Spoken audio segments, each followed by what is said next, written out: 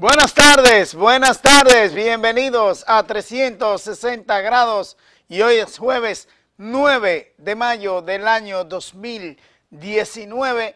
Muchas informaciones que compartir con todos ustedes en el día de hoy y hoy sostendremos una entrevista con un invitado especial que tendremos un poquito más adelante. Vamos a hablar de la Constitución de la República, las reformas constitucionales que se han sucedido y vamos a ver sobre el fallo del Tribunal Constitucional en el día de ayer. Vamos a analizarlo con un jurista. Mientras tanto, tenemos que dar informaciones que se han sucedido en el día de hoy a propósito de todo lo que ha ocurrido en la República Dominicana y en el mundo. Mire, aquí en el país se estaba celebrando esta mañana la reunión del Comité Nacional de Salarios en el Ministerio de Trabajo en el día de hoy. Y en esa reunión del Ministerio, básicamente, del Comité Nacional de Salarios, que está ubicado precisamente en el Ministerio de Trabajo, pues ahí estaban los representantes de los trabajadores, los sindicalistas, los representantes del gobierno y de los empresarios, hablando sobre el aumento salarial que proponen los sindicalistas, un 30%, y los empresarios han bajado a un 8% la propuesta de los sindicalistas. Pero también han interpuesto una situación y es un obstáculo en la negociación que se está llevando a cabo y es en la reclasificación de las empresas.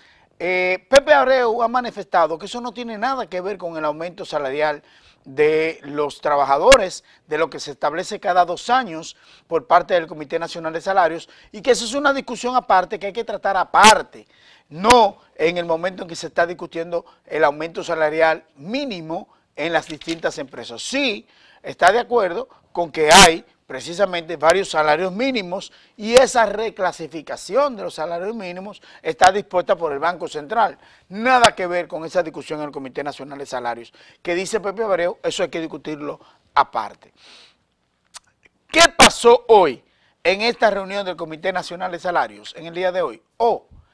Fueron a interrumpir los empleados desahuciados de la planta Punta Catalina. En el medio de las discusiones que se estaban llevando a cabo, la negociación del Comité Nacional de Salarios, pues allí, con esa interrupción, bloquearon totalmente las conversaciones entre los empresarios, los sindicalistas y el gobierno, y entonces comenzaron a demandar de sus prestaciones, de sus pagos, de sus bonos por parte de la empresa en cuestión.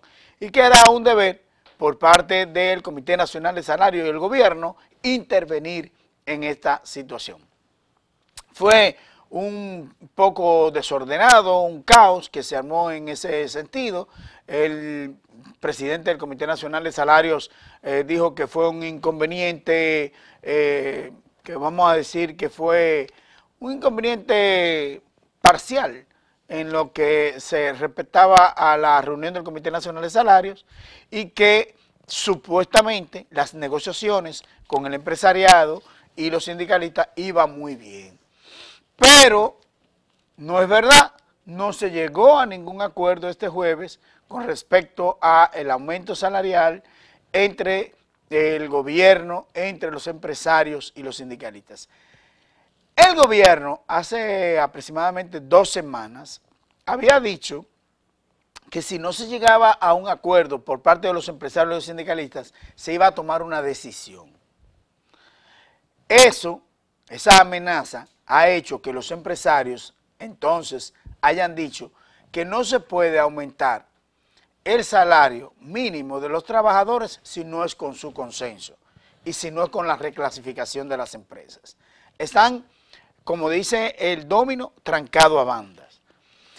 Ahora bien, ¿qué ha pasado? Las últimas negociaciones que se han hecho en el Comité Nacional de Salarios, cuando uno de los 3 sectores que negocian el aumento salarial no está de acuerdo, otros 2 se ponen de acuerdo y entonces supeditan a uno solo y aumentan el salario de acuerdo como se ha acordado, porque 2 es mayor que 1.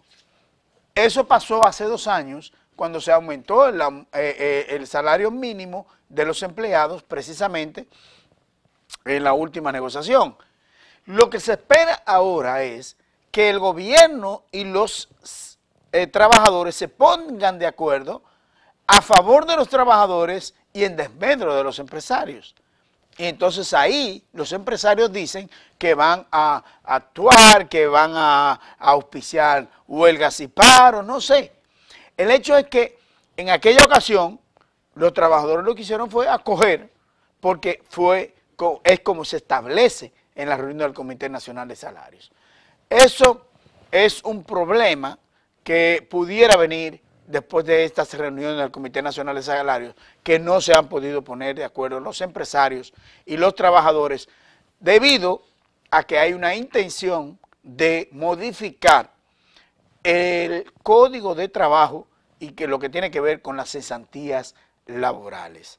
Eso es una presión que ha ejercido los empresarios, pero de verdad que yo creo que hay una situación difícil por parte de los empresarios, porque no es verdad que una cosa tenga que ver con la otra. Creo que deben sincerizarse los empresarios, los trabajadores y el gobierno para ubicar un aumento salarial en los trabajadores que sea beneficioso para ambos, porque un aumento salarial para los trabajadores, un mínimo, estamos hablando, beneficia a los empresarios también. Porque ¿dónde consumen los trabajadores? ¿Dónde gastan su dinero? Con los empresarios, en las tiendas de los empresarios, en los cines de los empresarios, en los restaurantes de los empresarios. Entonces yo creo que eso beneficia de alguna manera u otra la economía nacional. Y lo ha dicho el gobernador del Banco Central, Héctor Valdés Albizu, que ha afirmado que la economía ha crecido, pero no se siente en los sectores más vulnerables precisamente por el salario mínimo que impera en nuestras empresas. Ojalá que pueda ser acogida esta propuesta. Otra información que tiene que ver con la decisión del Tribunal Constitucional en el día de ayer, muy a 7 u 8 de la noche, recibimos la información de la sentencia del Tribunal Constitucional que emitió la sentencia 1419 y esa sentencia anula el párrafo 3 del artículo 45 de la ley 3318 de partidos, movimientos y agrupaciones políticas que les daba facultad a los máximos organismos de dirección de los partidos a decidir el método para escoger sus candidatos. Eso trae como consecuencia muchísimas anulaciones. Recientemente hubo una reunión del Comité Central en la que daba poder al comité político para elegir la forma de sus candidatos. Resulta ahora que deberá ser un congreso en el Partido de la Liberación Dominicana la que deberá precisamente adecuar los estatutos del Partido de la Liberación Dominicana a la ley de partidos y viceversa. Y entonces no el Comité Central como se había establecido. Y además, como había establecido también el Comité Central de la elección de sus candidatos a través de primarias abiertas. Entonces, tendrá que usar, como dice los estatutos del Partido de la Liberación Dominicana, con el padrón del Partido de la Liberación Dominicana. Eso ha traído como consecuencia esta controversia interna en el PLD, pero en el día de hoy hubo una asamblea del Partido de la Liberación Dominicana, el director de elecciones, que es Danilo Díaz, actualmente ministro de Deportes, que se reunió con todos los organismos, direcciones, comisiones electorales del Partido de la Liberación Dominicana y le entregó los documentos precisamente a cada uno de ellos para establecer cómo era que iban a ser elegidos sus candidatos. Y es el 26 de junio, tengo entendido, que ya debería tener todo el mundo sus candidatos, sus precandidatos suscritos por parte del Partido de la Liberación Dominicana. todo esto tiene plazos fatales. Y ahora, el lunes próximo, el comité político tendrá su reunión precisamente a las 7 de la noche en la Casa Nacional Presidencial del PLD. ¿Qué va a pasar a raíz de esta sentencia del Tribunal Constitucional? Hay que esperar. Hay que ver cómo van a reaccionar estos miembros del comité político a raíz de esta sentencia del Tribunal Constitucional que modifica todo el sistema que se había venido operando en el Partido de la Liberación Dominicana y en el PRD también. Hay que ver qué va a pasar también en el Partido Revolucionario Dominicano. Entonces, eso, por un lado, tenemos esta situación en el Partido de la Liberación Dominicana, en el Tribunal Constitucional y también en lo que tiene que ver con otras organizaciones políticas. Pero también la Junta Central Electoral, con la resolución precisamente del sistema de arrastre en 26 provincias eliminadas y 5 provincias y el Distrito Nacional impuestas el sistema de arrastre, eso ha traído como consecuencia el gran rechazo de la mayoría de los partidos. Incluso hay partidos que ya de hecho pidieron formalmente echar hacia atrás esta referida resolución que veíamos en el día de ayer en la rueda de prensa, donde el presidente de la Junta Central Electoral decía que no había vuelta atrás. Sin embargo, ante un sometimiento al Tribunal Superior Electoral y al Tribunal Constitucional, esto podría variar, porque si hay una sentencia que obliga a la Junta Central Electoral a echar hacia atrás esa resolución, tendrá que echarla hacia atrás. Entonces, yo creo que en términos generales, eso fue un desliz del presidente de la Junta Central Electoral decir que no había vuelta atrás, cuando ha sido un total rechazo de todos los sectores de la vida nacional esta resolución del sistema de arrastre y que dice que viola precisamente la Constitución de la República. También hay que ver y hay que esperar qué va a pasar posteriormente a toda esta situación. En cuanto a lo que tiene que ver con la denuncia de Anadegas en el día de antes de ayer, que decía que había una mafia en el Ministerio de Industria y Comercio y que el Ministerio de Industria y Comercio le pidió pruebas para precisamente justificar esa denuncia y decir cuáles eran los funcionarios, qué es lo que está pasando, cómo fue que se conformó esa mafia para la venta de combustibles clandestinos. De hecho, Anadegas no ha prestado las pruebas necesarias, independientemente de todo esto. Fenatrano, a través de Juan Uvieres, se cogió el pleito para él y dijo que está dispuesto a mostrar las pruebas, pero tampoco dijo nada, simplemente lo que hizo fue hacer y tomar esta denuncia de Anadegas para también hacer una conferencia de prensa en el día de hoy Juan Uvieres y hacer una alaraca como la que siempre nos tiene acostumbrado Juan Uvieres. Yo creo que le hacemos un bien al país si ante las denuncias que hacemos mostramos las pruebas de las denuncias que hacemos. ¿O es acaso que Anadegas está también involucrada en la misma denuncia en la que ella está haciendo, Anadegas? Porque si se ha permitido alguna mafia de venta, compra, instalaciones de estaciones de combustibles, es precisamente con la connivencia de los propios actores del sistema. No hay ninguna duda sobre eso.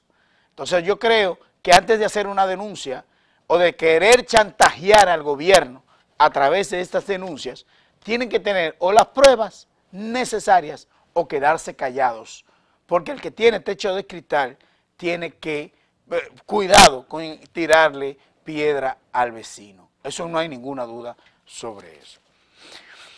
Y finalmente, quiero decirles que en el día de hoy hubo una sentencia ejemplarizadora, 30 años de prisión para un individuo que el mismo día de la no violencia contra la mujer, ocurrido el 25 de noviembre del año 2017, disparó contra una mujer frente a su centro de trabajo.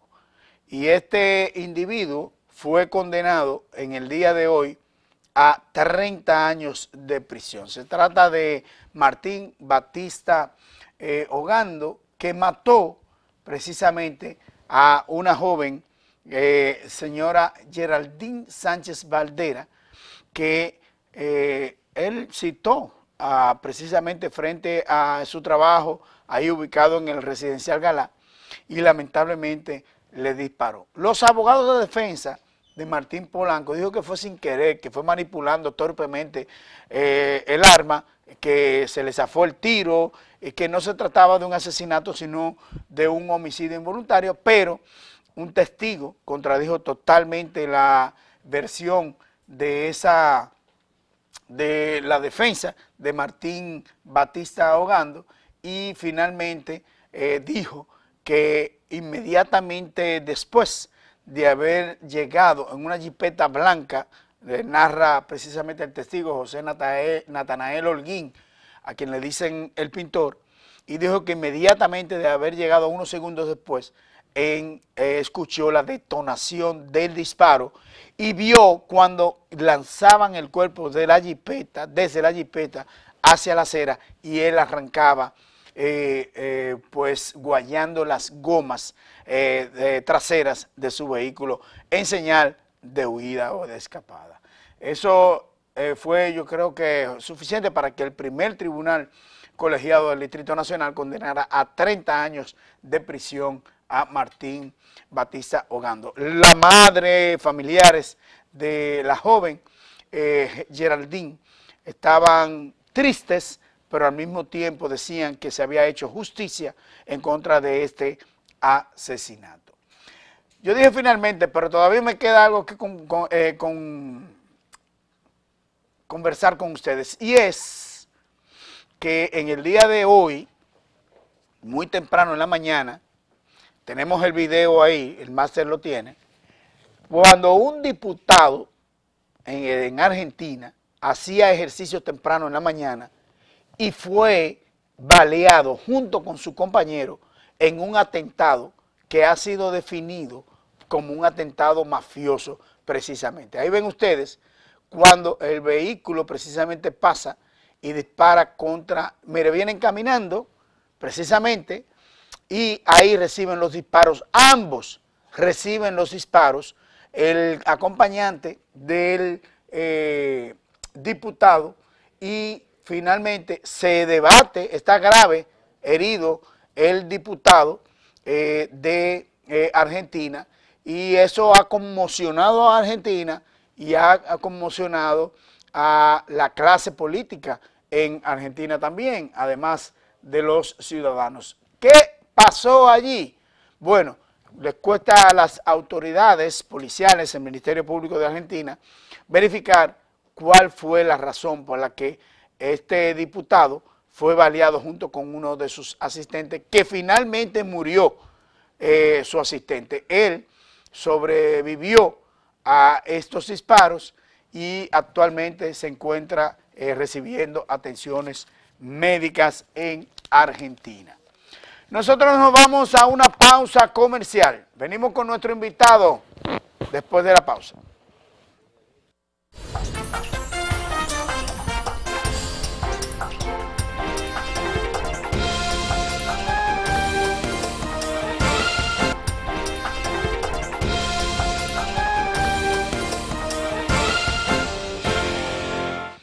Bueno, como le habíamos anunciado, tenemos un invitado especial en el día de hoy. Esta tarde, jueves, pues tenemos al jurista Carlos Mesa.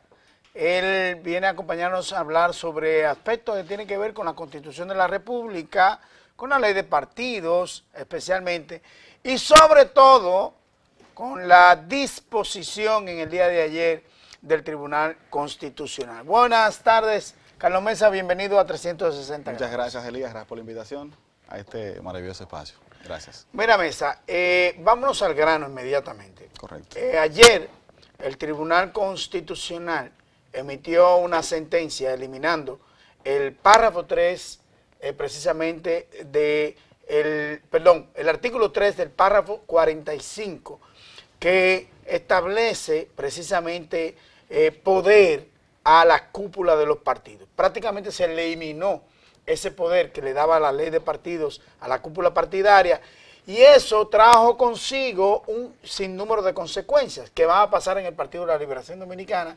posteriormente a ese recurso interpuesto ante el Tribunal Constitucional y finalmente a esta sentencia del Tribunal Constitucional. ¿Nos puedes explicar precisamente de qué se trata esto? ¿En qué consiste esa sentencia del Tribunal Constitucional? ¿Cuáles son las consecuencias del mismo? Correcto.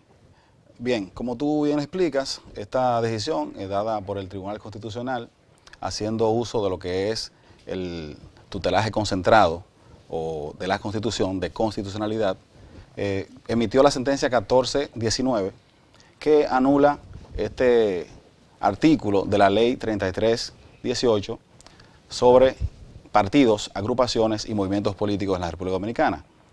Nosotros ya en varias ocasiones nos habíamos referido a este tema a propósito de la reunión del Comité Central del Partido de la Liberación Dominicana, porque aparte de abogado constitucionalista, nosotros también participamos en la política de manera activa. Entonces nosotros emitimos nuestro juicio, nuestra opinión, de manera muy puntual. Lo hicimos a través del periódico digital El Nuevo Diario, otros periódicos se hicieron eco de esta noticia, y lo sintetizamos de manera oral en una entrevista que nos concediera en el programa matutino Super 7, que dirige Pero ¿cuál Pedro es el Casals. argumento? Dime. Entonces, en ese momento nosotros planteamos lo siguiente: a pesar de que esa reunión del PLD, pues llevada a cabo por un momento político difícil, trajo consigo que ellos de manera apresurada se impusieran el tema de las primarias abiertas como modalidad, tratando de complacer, en este caso, a la fracción que sabemos la división que hay en el PLD, del presidente Medina, y en este caso ponderaron a establecer ese tipo de modalidad para la escogencia. Pero el doctor Leonel Fernández, hay que recordar que él había advertido sobre ese tema. Él había dicho en reiteradas ocasiones, y fue muy preciso en ese sentido, de que ese argumento sobre el tema de las primarias abiertas era un tema que había sido excluido en varias ocasiones, hasta por decisiones de la Suprema Corte de Justicia. Entonces él planteaba, es inconstitucional imponerle a los partidos políticos, que son entes públicos, pero también al mismo tiempo son entes privados que gozan de esa autonomía, imponerle el tipo de modalidad de escogencia. Entonces él había advertido que el imponer ese tipo de situaciones podría contravenir en un aspecto de inconstitucionalidad, como al efecto esta sentencia lo envuelve. Él lo advirtió, claro, él fue prudente, se trata de, él siempre ha propiciado lo que es la unidad de su partido, y él no se impuso, pero sí le advirtió, le hizo la advertencia, y esta es la consecuencia. Ese artículo, nosotros en esa entrevista advertimos lo siguiente: aunque ese párrafo le remite, en este caso se circunscribe a que el Comité Central, como el órgano de mayor jerarquía para aplicar el tipo de modalidad de escogencia de los candidatos y precandidatos de cara a las elecciones del año 2020, se imponía una modalidad que ya, como bien te planteo, no contravenía con el ordenamiento jurídico. Entonces, él así lo propuso, se escogió esa forma, pero no, de verdad que fue algo que se hizo de manera al azar, no fue muy contundente, y por eso nosotros propusimos en esa entrevista por qué era inconstitucional el imponer un renglón, sintetizar un renglón como que es el órgano de mayor jerarquía en cada partido. Cada partido tiene su propia institución y plasmada en los estatutos. Entonces, es por eso la inconstitucionalidad. ¿Tú eres PLDista? Simpatizo por el Partido de la Liberación Dominicana, claro que sí. Pero estás inscrito dentro del partido. Estoy inscrito en el Partido de la Liberación Dominicana desde el año 2004 exactamente. ¿Quiere decir esto que tú eras danilista o leonelista? Se puede decir que yo, en principio, yo tengo, en el caso mío muy particular, aparte de que sea militante o no de algún partido político, yo tengo un juicio en este caso muy personal y muy crítico personalizado en ese sentido. Yo admiro líderes y sus ideales. Cuando esos líderes se apartan de sus ideales, entonces yo dejo de seguirlos. Ese es el caso de Danilo Medina. Él en un momento dado era la figura que nosotros veíamos con ese, lo enalborábamos en ese sentido, pero a partir de que se ha, digamos, apartado de esos ideales, pues entonces nosotros así mismo dejamos de seguirlo. Entonces, ahora mismo hacemos simpatía por el presidente Fernández por el tema del respeto a la Constitución. Nosotros nos inscribimos en esa tesis. ¿Tú eres constitucionalista? Yo soy constitucionalista, exactamente. Perfecto. En el ámbito de lo que tiene que ver con el sistema de arrastre, ¿qué tienes tú que decir con relación a este tema? Y la decisión de la Junta Central Electoral en ese sentido. Bien, eso es un tema sumamente amplio que podemos desarrollar, pero entiendo que por el tiempo del espacio estamos limitados. Estamos limitados, pero te voy a tratar de sintetizar brevemente.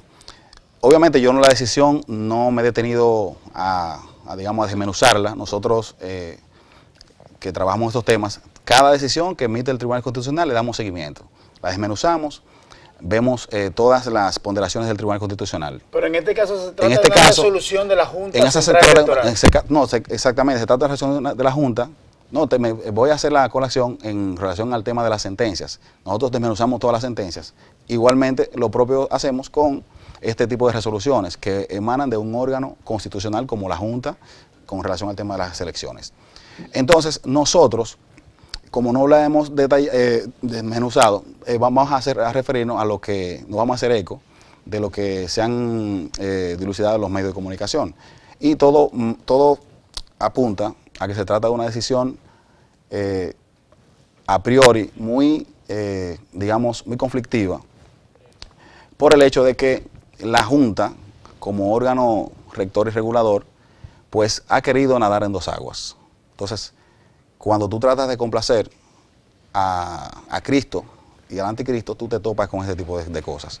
Entonces, entiendo que va a traer consigo una serie de situaciones a futuro, sobre todo, muy particularmente, el caso del Distrito Nacional. Es un caso que es objeto de estudio. Bueno, Carlos, gracias por estar con nosotros aquí en 360 grados. Nosotros nos vamos a una pausa comercial.